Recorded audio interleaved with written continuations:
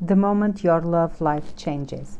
For me, this was on a night when I was alone at home and crying because I had been in maybe, I don't know, three relationships, and all started the same way and ended the same way. Which was, they came, we started to talk, and it was all good. We seemed to have many things in common, but then they started getting away. I started chasing, and then they left. And I kept thinking, maybe there's something wrong with me, because why would they leave if there was nothing wrong with me?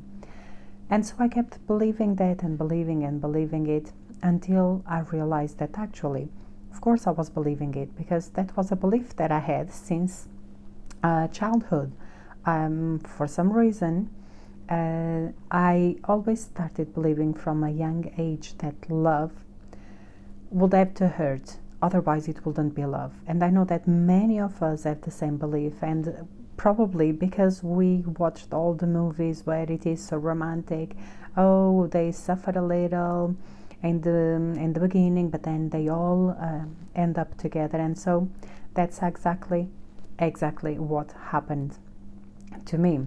So in my mind, it would only be love if I suffered a little, and then it will be like a fairy tale, because in the end we will be happy.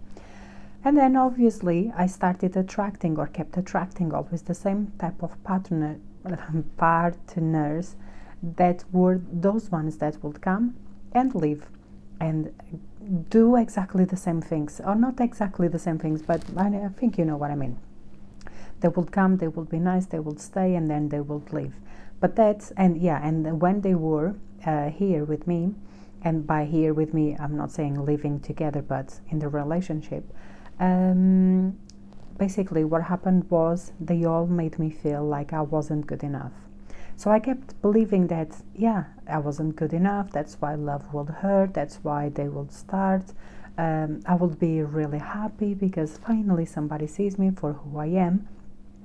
But then again, the same, like, okay, I started chasing because they weren't so invested in me. And then, whatever reason, that they were here and then they left. But the thing, what I'm trying to say to you is, it was my belief. My belief that I wasn't good enough and that love had to hurt in order to be love. Otherwise, it would make no sense in my head, unconsciously. Because obviously, if you're talking to me and in a very conscious way, I can tell you, no, of course not. Nobody wants to feel like, they're not loved, they're not wanted, they're not enough, they don't deserve love. But that's how I made myself feel all of this time, without realizing it. But then, as I started studying more and more and more, I started realizing what was going on. And then that's when I started doing the work. And now I'm not in a relationship, not because I don't have anyone to be with, but because I'm choosing to be here only for my daughter at this moment in time. But I am alone, and I feel so good in my own skin. Like this feeling of not needing to be in a relationship, it feels so amazing. It is very liberating. And if you're watching this and if you're going through the same problems that I went through, and honestly, I can tell you, that night when I was laying in bed and crying and thinking, I'll be alone forever because clearly nobody wants me, that's when it hit me like, okay, this is the last time. This is not going to happen again. And so it was a loss, but at the same time, it was kind of like freeing me. I was freeing myself from this, heavy emotional weight that comes when you wait for somebody to come into your life, because it's like, if you don't have anybody in your life, feels like you're incomplete, like there is something missing, that you need that person there, because otherwise it's almost like, why would you go alone to the cinema?